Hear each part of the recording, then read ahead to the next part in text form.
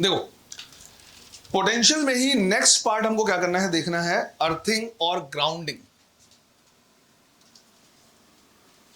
Earthing या फिर इसी को हम क्या बोलते हैं, ग्राउंडिंग।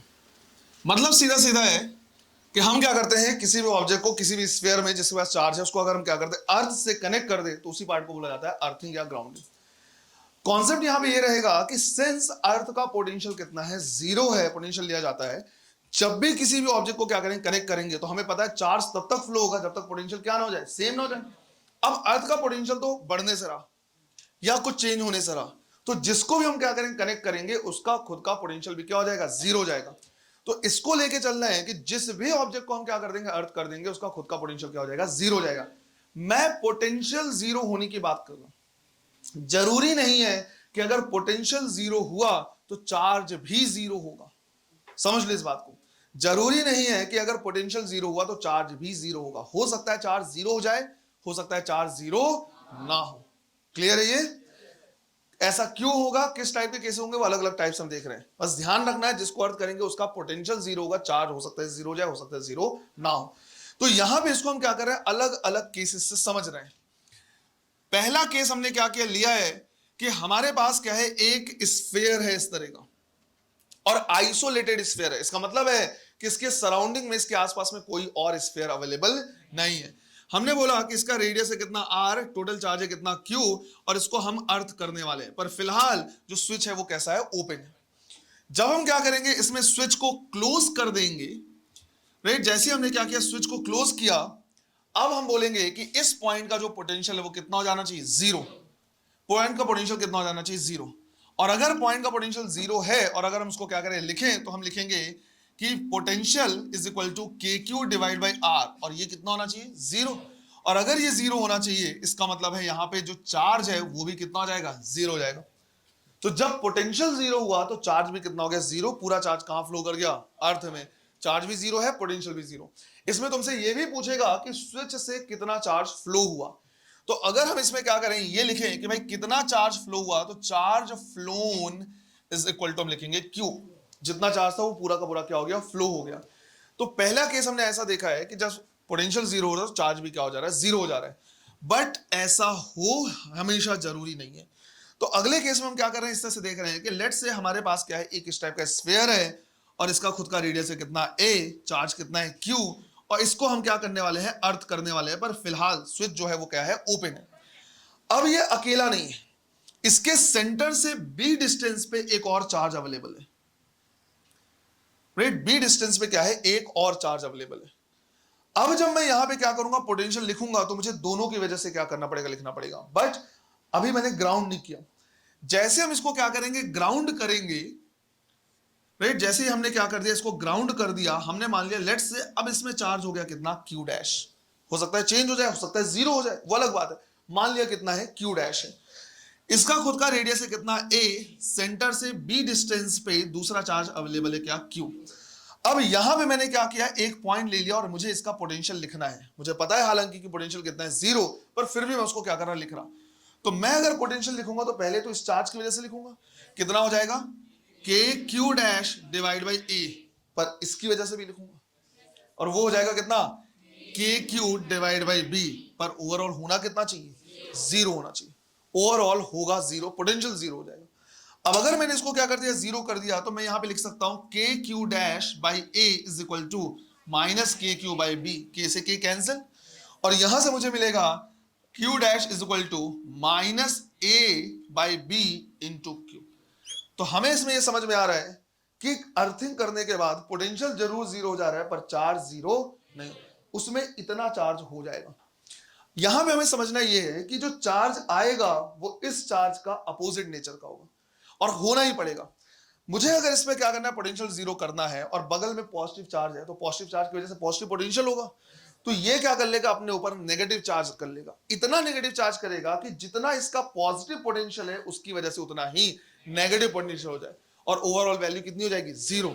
इसी तरह से अगर ये नेगेटिव चार्ज होता तो ये कैसा रख लेता, पॉजिटिव चार्ज, राइट। इसकी वजह से जो भी नेगेटिव पोटेंशियल होता ये उतना ही क्या करता, पॉजिटिव पोटेंशियल क्रिएट करता, और नेट पोटेंशियल कितना हो जाता, जीरो। और उसकी वैल्यू कितनी, तो वैल्यू हम क्या कर सकते हैं, ऐसे निकाल सकते हैं। ऐसा थोड़ी कि बस नेगेटिव तो कितना भी नेगेटिव, कहीं ऐसा ना हो जाए कि बहुत नेगेटिव रख लिया तो ओवरऑल नेगेटिव हो जाए। उतना ही चार्ज रखना है कि जिसकी वजह से इसमें जितना पॉजिटिव पोटेंशियल हो उसकी वजह से उतना ही नेगेटिव पोटेंशियल हो और नेट कितना हो जाए, जीरो हो जाए। अगेन यहां पे क्या करेगा, क्वेश्चन पूछेगा कि भाई कितना चार्ज फ्लो कर गया उस स्विच से, चार्ज जो फ्लो हुआ है कितना। तो हम बोलेंगे देखो पहले जो कैपिटल क्यू था वो तो पूरा फ्लो हो गया है, अब इतना नेगेटिव चार्ज और आ गया है। और इतना नेगेटिव चार्ज कैसे हुआ होगा, इतना पॉजिटिव चार्ज अगर फ्लो हो गया हो एक न्यूट्रल बॉडी से, अगर इतना ही पॉजिटिव चार्ज मैं क्या करा दूं, फ्लो करा दूं, तभी तो नेगेटिव हो जाएगा। एक न्यूट्रल है, 2 कूलम चार्ज फ्लो करा दूं, 2 कूलम चार्ज निकाल लूं मैं, तब उसमें क्या आ जाएगा, माइनस क्यू। तो कितना चार्ज फ्लो हुआ है, क्यू तो फ्लो हुआ ही हुआ है, इतना पॉजिटिव और फ्लो हुआ है। तो चार्ज फ्लो हम क्या करेंगे, लिखेंगे capital Q plus A by B into Q. और अगर कभी कंफ्यूजन हो तो कभी समझ में अगर ना आए कि कितना करना है कैसे करना है, तो सिंपल कुछ नहीं, कितना चार्ज उस की से फ्लो हुआ है उसको Q initial minus Q final कर दो। पहले इतना था, अब इतना बचा है, रिमेनिंग क्या हो गया, फ्लो हो गया। तो क्यू इनिशियल है capital Q minus Q final कितना है, minus A by B into small Q, same answer आ जाएगा। समझ में आया ये? चलो करते जाओ, अभी 1-2 केसेस और हैं, लिखो इसको।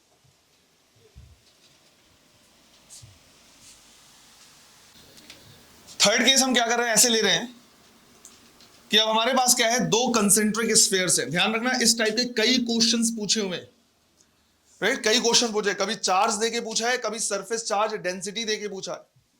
तो अगर Q 2Q 3Q ऐसे दे दे तो भी हमें सॉल्व करना आना चाहिए, और अगर सरफेस चार्ज डेंसिटी दे दे सिग्मा 2 सिग्मा माइनस सिग्मा इस तरह से, तो चार्ज निकाला जा सकता है कैसे, sigma multiplied by surface area. तो मैं जब बात कर रहा था एक बार क्वेश्चन बोला था ना मैंने कि जेई में और नीट में एज इट इज क्वेश्चन है, बस उल्टा करके, इसमें x plus Y equal to Z है तो ये होगा, और इसमें बोला ये होगा तो पता प्रूव करो x plus Y equal to Z. तो वो क्वेश्चन यहीं से आए हुए, इसी तरह से आए हुए। तो लेट्स से हमारे पास क्या है, 2 कंसेंट्रिक स्फीयर्स हैं। हमने बोला कि अंदर वाले का रेडियस कितना है a, बाहर वाले का रेडियस कितना है b। अंदर में चार्ज है स्मॉल q, बाहर में चार्ज है कितना, कैपिटल Q। अब यहाँ पे 2 प्रोबेबिलिटी हो सकती है, 2 चांसेस हो सकते हैं, एक अंदर वाले को या तो ग्राउंड करें या तो बाहर वाले को, दोनों को करके देखेंगे। पहले हम यहाँ पे क्या कर रहे हैं, अंदर वाले को ग्राउंड करना चाह रहे हैं। तो शुरू में हमने बोला कि जो स्विच है वो कैसा है, ओपन है, तो जितना चार्ज है वो ऐसे ही रहेगा, एज इट इज रहेगा। लेकिन उसके बाद हमने क्या किया, स्विच को क्या कर दिया, क्लोज कर दिया। जैसे हम क्या करेंगे, स्विच को क्लोज करेंगे, इसका चार्ज चेंज हो जाएगा। लेट्स अज्यूम क्यू डैश हो गया, बाहर के चार्ज में कोई चेंज नहीं आएगा, कैपिटल क्यू है, ये रेडियस है कितना a, ये रेडियस कितना है b। अब मैं ये बोल सकता हूं कि भाई यहां का जो पोटेंशियल है, इस पॉइंट का जो पोटेंशियल है वो कितना हो जाएगा, 0, राइट। 100% श्योर है कि भाई उसको अगर हमने अर्थ कर दिया तो पोटेंशियल 0 हो जाएगा। पर हम चाह रहे हैं कि चलो एक काम करते हैं, पहले पोटेंशियल को लिखते हैं। तो अगर मैं v को क्या करूं, लिखूं, तो मैं बोल सकता हूं कि ये इनर स्फीयर का सरफेस वाला पॉइंट है और आउटर स्फीयर का इनर वाला पॉइंट है।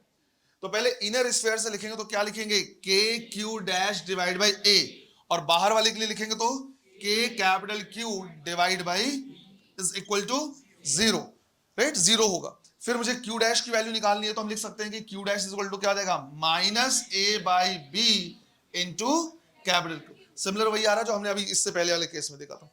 इतना चार्ज इसमें क्या करेगा, रिसाइड करेगा। 2 क्वेश्चन इसमें बन सकते हैं, पहला ये पूछ लेगा कि इसके बाद चार्ज कितना है, एक और साथ साथ ये भी पूछ सकता है कितना चार्ज फ्लो हुआ, तो हमने निकालना भी देख लिया है। एक चीज और देखो, जो ठीक है, इसका पोटेंशियल 0 है, पर इसका पोटेंशियल तो 0 नहीं होगा, है ना भाई। मान लिया इसको VA लिख दिया था हमने, और हम यहाँ पे अगर करें तो हम बोलेंगे भाई VA की वैल्यू 0 है, वो तो 0 हो गया, पर इसका पोटेंशियल तो 0 नहीं होगा। उसको पोटेंशियल हम बाहर वाले के लिए क्या कर रहे हैं, पोटेंशियल लिख रहे हैं।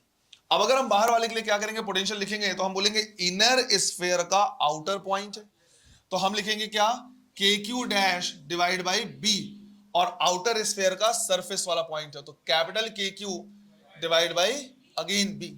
यहां से हम क्या कर सकते हैं, क्यू डैश की वैल्यू पुट कर सकते हैं। क्यू डैश की वैल्यू अगर हम यहां पे क्या करें, पुट करें, तो आ जाएगा minus K A capital Q divide by B square.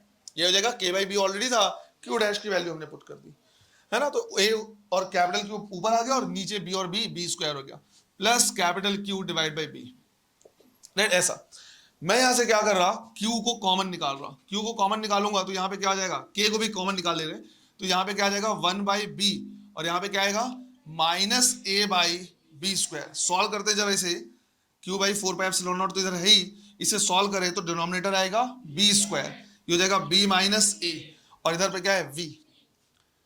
मैं इसको थोड़ा रीअरेंज कर रहा इन द सेंस Q और V का रेशियो निकाल रहा हूं। तो Q बाई V अगर मैं लिखूं तो रिमेनिंग जो बचा वो कितना बचा, 4 pi epsilon not B square divide by B minus A। और Q बाई V का जो रेशियो होता है वो कैपेसिटी भी देता है। तो कई बार इस तरह का क्वेश्चन भी क्या करता है, पूछ लेता है कि अगर दो कंसेंट्रिक स्फीयर्स हमारे पास हैं और अंदर वाले को हमने ग्राउंड कर दिया है, और सिंस ये चार्ज क्या कर सकता है, स्टोर कर सकता है, तो उसकी चार्ज स्टोरिंग कैपेसिटी भी होगी। तो उसकी कैपेसिटी कितनी होगी, तो हम Q बाई V के रेशियो को अगर C से क्या कर दे, रिप्लेस कर दे, तो हम कहेंगे इसकी कैपेसिटी आती है कितनी, 4 pi epsilon not B square divide by B minus A। ये तुम्हारे लिए क्या है, इंपॉर्टेंट है, जो तुमको क्या करना है, याद रखना है कि अगर कभी ऐसा हुआ कि दो कंसेंट्रिक स्फीयर और अंदर वाले को हमने ग्राउंड किया, तो ये कैपेसिटी की वैल्यू आएगी, जहां पे B ध्यान रखना है बाहर वाले का रेडियस है और A अंदर वाले का रेडियस है। वैसे भी ज्यादा से कम कोई सब्ट्रैक्ट करोगे कैपेसिटी नेगेटिव नहीं होगी। क्लियर? चलो इसको नोट करो।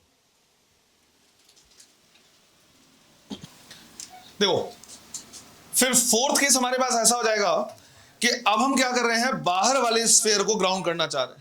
तो पहले हमने बोला कि भाई अंदर में स्मॉल क्यू चार्ज है, बाहर में कितना है, कैपिटल क्यू चार्ज है, और हम बाहर वाले स्फीयर को क्या करना चाह रहे हैं, ग्राउंड कर रहे हैं। तो शुरू में जब ग्राउंड नहीं किया है तो चार्ज जो है एज इट इज रहेगा, लेकिन बाद में जब हम क्या करेंगे, वो कर देंगे, या क्या बोलते हैं, ग्राउंड कर देंगे, तो जैसे ही हमने बाहर वाले चार्ज को क्या, बाहर वाले स्फीयर को ग्राउंड किया, वैसे ही इसका चार्ज चेंज हो जाएगा, लेट्स से कितना, क्यू डैश। अब मुझे क्या करना है, लिखना है कि भाई यहां का पोटेंशियल कितना, VA की वैल्यू कितनी है, हालांकि हमें पता है कितना, 0, पर उसको एक बार लिखेंगे भी। हम लिखेंगे कि जो VA है, तो ये अंदर वाले स्फीयर के लिए आउटर पॉइंट है और बाहर वाले स्फीयर के लिए सरफेस का पॉइंट।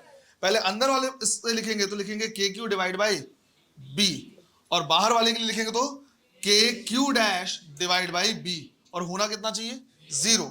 तो यहां से KQ dash divide by B is equal to minus KQ divide by B, सारी चीजें कैंसिल, और Q डैश कितना आ जाएगा, माइनस Q के बराबर, राइट। तो इसमें जो चार्ज आ जाएगा वो कितना आ जाएगा, माइनस Q के इक्वल। तो इसमें Q और इसमें कितना हो जाएगा, माइनस Q।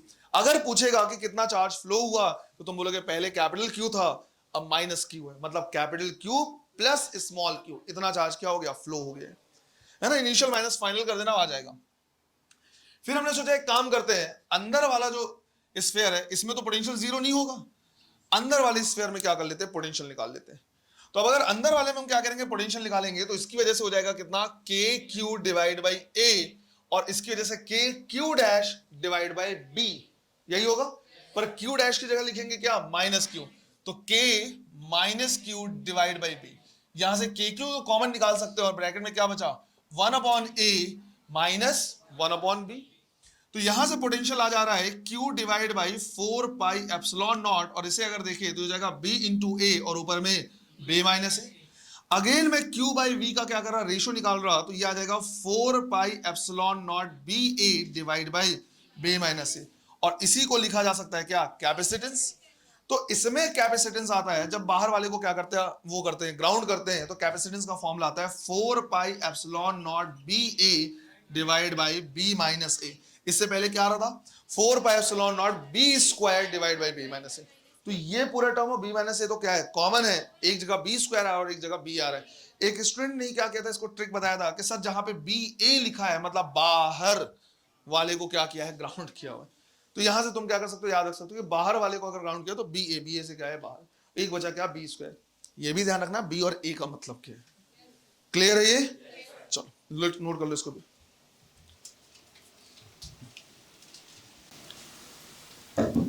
देखो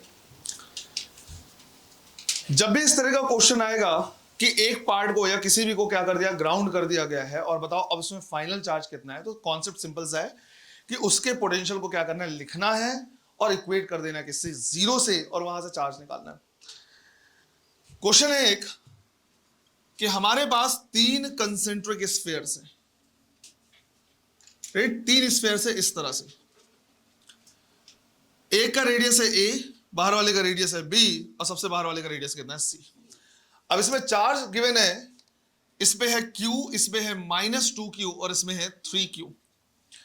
ये गेस कर रहे हैं यहां से क्वेश्चन, -3Q, है ना। और बीच वाले स्फीयर को हम क्या करने वाले हैं, ग्राउंड करने वाले हैं। क्वेश्चन पूछा हुआ है कि आफ्टर ग्राउंडिंग, लिख लेना इसको, after grounding the middle sphere, after grounding the middle sphere, find the final charge, find the final charge on it. After grounding the middle sphere, find the final charge on it. तो अगर हम इसको ground करते हैं तो इस पे final charge कितना होगा वो तुमको क्या करना है, बताना है। और साथ ही साथ चाहे तो पूछ सकता है कि इस की से कितना चार्ज फ्लो कर गया, वो भी पूछ सकता है। तो कोई Q initial minus Q final से कर सकते हैं। चलो निकालो जरा। अब इसका ये चार्ज हट जाएगा और लेट से चार्ज आ गया कितना, क्यू डैश। अब मुझे क्यू डैश की क्या करनी है, वैल्यू निकालनी है कि भाई कितना हो गया। तो मैं ये बोलूंगा कि जिसको हमने ग्राउंड किया है इसका टोटल पोटेंशियल कितना हो जाएगा, 0। उसको हम लिख भी रहे हैं। तो अगर हम इसको क्या करेंगे, लिखेंगे तो ध्यान ये रखना है, सबसे इनर के लिए आउटर है, मिडिल वाले के लिए सरफेस है और आउटर वाले का इनर पॉइंट है। तो सबसे पहले अंदर वाले से लिखेंगे तो ये हो जाएगा क्या, के क्यू डिवाइड बाई यहां से लेके यहां तक का डिस्टेंस बी। फिर इसकी वजह से लिखेंगे तो लिखेंगे K Q dash divide by B. फिर सबसे आउटर वाले की वजह से लिखेंगे तो 3 KQ, क्योंकि 3 टाइम है इसलिए, डिवाइड बाई सी। बट ये होगा कितना, 0। हर जगह से के कॉमन निकल के दूसरे साइड जाएगा और कितना हो जाएगा, 0। तो यहां पे हमारे पास बचेगा Q plus Q dash divide by B, और ये टर्म उधर जाएगा तो -3Q डिवाइड बाई कितना हो गया, C। तो यहां से Q plus Q dash is equal to -3B by C, ऐसे लिख सकते हैं। या फिर Q dash is equal to, ये उधर जाएगा तो भी क्या हो जाएगा, माइनस। तो हो गया बेटा -Q और -3BQ बाई C। अब इसको जिस फॉर्मेट में लिखना चाहो तुम लिख सकते हो। फॉर एग्जांपल -Q को कॉमन निकाल ले तो हो जाएगा 1 प्लस 3B बाई C। वो फिर ऑप्शन में जैसा रहेगा, जिस फॉर्मेट में रहेगा उसके हिसाब से क्या कर सकते हैं, निकाल सकते हैं। क्लियर ये। अगर बोलेगा चार्ज कितना फ्लो हुआ तो इनिशियल माइनस फाइनल कर देना है। तो अगर पूछ लिया चार्ज फ्लोन तो हम लिखेंगे Q initial minus Q final. Q initial कितना है, -2Q। Q फाइनल कितना है, Q डैश। इसकी वैल्यू उसको पुट कर देना है, सॉल्व कर लेना, बन जाएगा। इस तरह से हमको क्या करना है, ग्राउंडिंग या अर्थिंग के प्रॉब्लम देखने हैं, राइट। एक टॉपिक फिर हमको क्या करना है, और देखना है इक्विपोटेंशियल सरफेस। पोटेंशियल से रिलेटेड सारे टॉपिक हमको क्या करना है, पढ़ना है एक साथ। हमको पता होना चाहिए कि पोटेंशियल कैसे निकालते हैं, अंदर में बाहर में स्फीयर के पोटेंशियल कितना होता है। अलग टाइप का कोई इलेक्ट्रिक फील्ड दे दे तो पोटेंशियल कैसे निकालेंगे, अलग टाइप का दे सकता है ना। जिस तरह से याद करो, मैंने बोला था पोटेंशियल में एक हाइपोथेटिकल फोर्स ले लिया था, उसी तरह से इलेक्ट्रिक फील्ड का कोई भी फॉर्मूला दे सकता है और बोलेगा इसके लिए पोटेंशियल निकालूं। तो एक बेसिक फॉर्मूला क्या है, dv is equal to minus E dot dr, वहां से निकल जाएगा। फिर आउटसाइड इनसाइड देख लिया हमने, साथ साथ अर्थिंग देख लिया। एक बचा है क्या, इक्विपोटेंशियल सरफेस। नेक्स्ट हमें क्या करना है वो देखना है, जल्दी से नोट करो जिनसे नहीं बना है।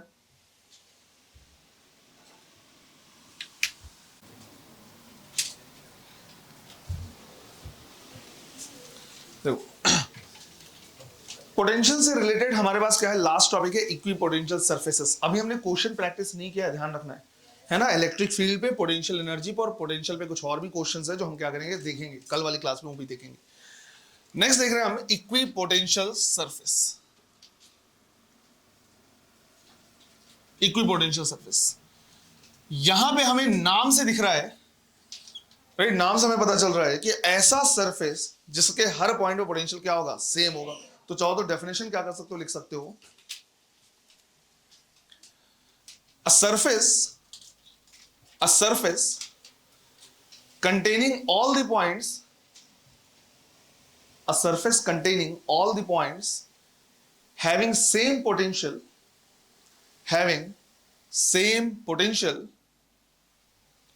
is called equipotential surface, is called equipotential surface।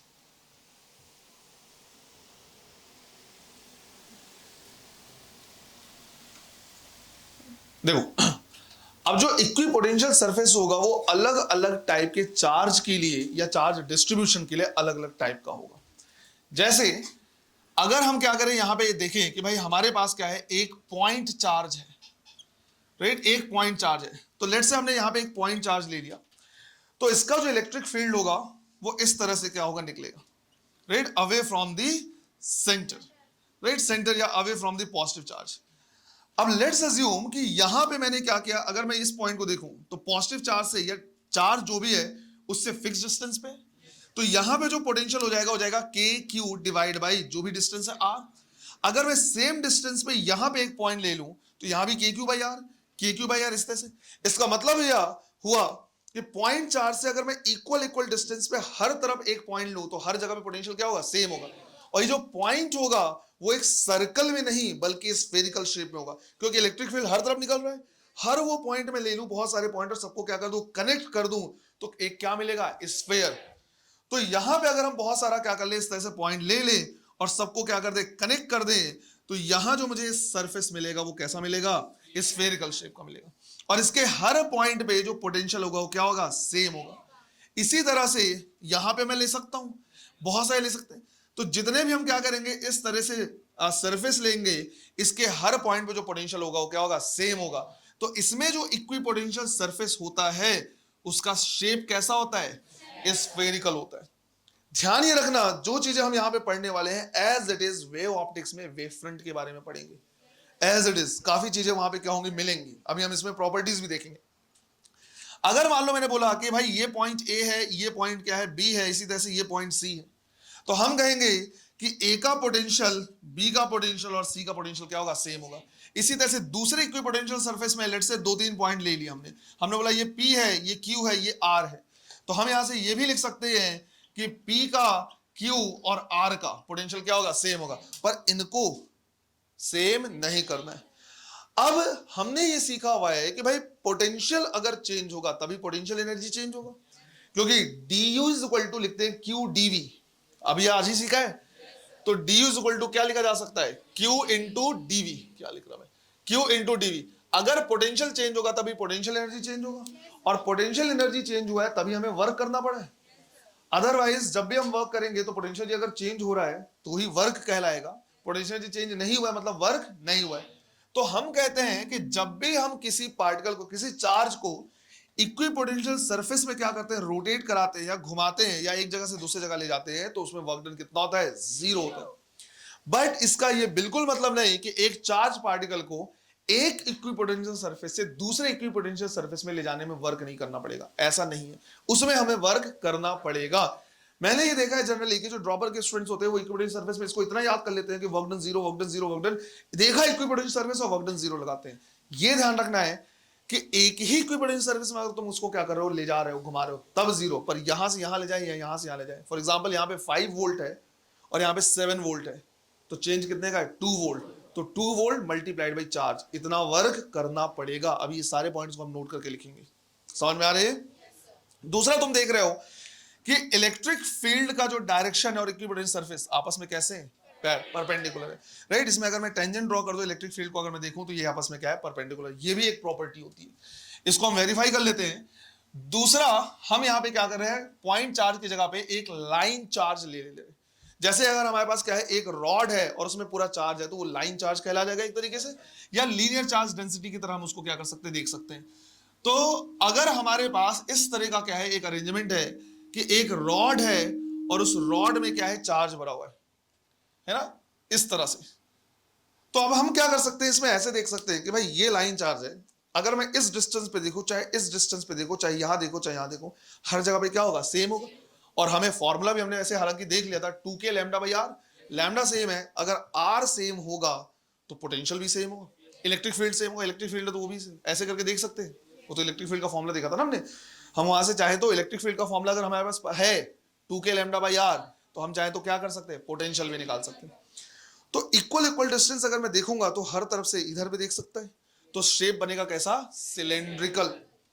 इसका जो इलेक्ट्रिक फील्ड क्या होगा, निकलेगा वो इस तरह से निकलेगा। इसमें हम ड्रॉ तो 2 डायमेंशन में कर पा रहे हैं, पर 3 डायमेंशन निकलेगा, आगे और पीछे। इक्वल डिस्टेंस में हम क्या करें, बहुत सारे पॉइंट्स ले ले और उन सारे पॉइंट्स को अगर हम क्या कर दें, जोड़ दें, कनेक्ट कर दें, और बाहर में, तो हमें जो शेप मिलेगा वो कैसा मिलेगा, सिलेंड्रिकल मिलेगा। तो हम कहते हैं इसमें इक्विपोटेंशियल सरफेस जो मिलता है वो कैसा मिलता है, सिलेंड्रिकल मिलेगा, राइट, सिलेंड्रिकल शेप का मिलेगा। इसी तरह से एक और ले सकते हैं, और इसमें जितने भी पॉइंट्स हम लेंगे सबका पोटेंशियल क्या होगा, सेम होगा। बट एक इक्विपोटेंशियल सरफेस और दूसरे इक्विपोटेंशियल सरफेस में जो पोटेंशियल होगा क्या होगा, अलग अलग होगा। क्लियर है ये, इस तरह से। तीसरा, राइट, तीसरा अगर हम क्या करें देखें, तो हम कह सकते हैं कि हो सकता है जो चार्ज है वो इन्फिनिटी पे रखा हो। जिस तरह से सोर्स ऑफ लाइट इंफिनिटी पर रखता है तो आने वाले जो रेज होते हैं पैरेलल हो जाते हैं, तो चार्ज अगर इंफिनिटी पर रखा हुआ है तो रेज जो इलेक्ट्रिक लाइंस ऑफ फोर्स है पैरेलल कहला जाएंगे। या हम बोले कि हमारे पास मान लो इस तरह का शीट है और उसमें पूरा का पूरा क्या है, चार्ज है, तो उससे जो लाइंस ऑफ फोर्स निकलेंगे, इलेक्ट्रिक फील्ड जो निकलेगा कैसा होगा, पैरेलल। तो थर्ड हम ले रहे हैं पैरेलल इलेक्ट्रिक फील्ड के लिए, parallel electric field. Parallel electric field अगर हम क्या करें देखें, तो इस तरह से हमने क्या कर दिया, इलेक्ट्रिक फील्ड ऐसे ड्रॉ किया है, राइट, ये इलेक्ट्रिक फील्ड ड्रॉ किया है। अब इसमें अगर हम देखें तो हम अगर इस तरह का क्या कर दें, एक प्लेन ड्रॉ कर दें, तो ये जो प्लेन होगा ये क्या होगा, इक्विपोटेंशियल सरफेस। इस तरह से दूसरा प्लेन अगर हम क्या कर दें, ड्रॉ कर दें, तो ये क्या हो जाएगा, दूसरा इक्विपोटेंशियल सरफेस। एक इक्विपोटेंशियल से दूसरे इक्विपोटेंशियल सरफेस में अगर हम लेके जाएंगे तो हम बोलेंगे वहां पे वर्क करना पड़ेगा, वहां पे वर्क करना पड़ेगा। और इसी में अगर हम क्या करेंगे, घुमाएंगे, तो कोई वर्क नहीं करना पड़ेगा। तो पैरेलल इलेक्ट्रिक फील्ड के लिए जो इक्विपोटेंशियल सरफेस का शेप होता है वो कैसा होता है, प्लेन होता है। एक चीज और ध्यान रखना है, अलोंग द इलेक्ट्रिक फील्ड जब तुम क्या करोगे, मूव करोगे, तो पोटेंशियल हमेशा क्या होगा, कम होगा। पोटेंशियल जो होगा कम होगा, चाहे वो पॉजिटिव चार्ज के लिए चाहे वो नेगेटिव चार्ज के लिए। पोटेंशियल पॉजिटिव चार्ज के लिए दूर जाना पड़ेगा, जैसे जैसे तुम दूर जाओगे वैसे वैसे पोटेंशियल क्या होगा, कम होगा।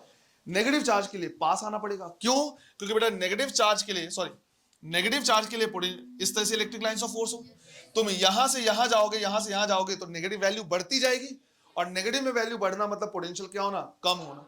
तो हमें इन सारे पॉइंट्स को क्या करना है, नोट करके लिखना है, राइट, हमें सारे पॉइंट्स को नोट करके लिखना है। जैसे तुम यहां पे देख रहे हो कि ये हो गया इलेक्ट्रिक लाइंस ऑफ फोर्स और इसके क्या है, परपेंडिकुलर, ये इलेक्ट्रिक लाइंस ऑफ फोर्स और ये प्लेन उसका क्या है, परपेंडिकुलर। तो इन सारे पॉइंट्स को हमको क्या करना है, नोट करना है। तो सबसे पहले नोट ही लिखना है, उसके बाद तुम इसको लिखना, राइट, नोट करके लिखना है, स्पेशल पॉइंट्स ये सारे।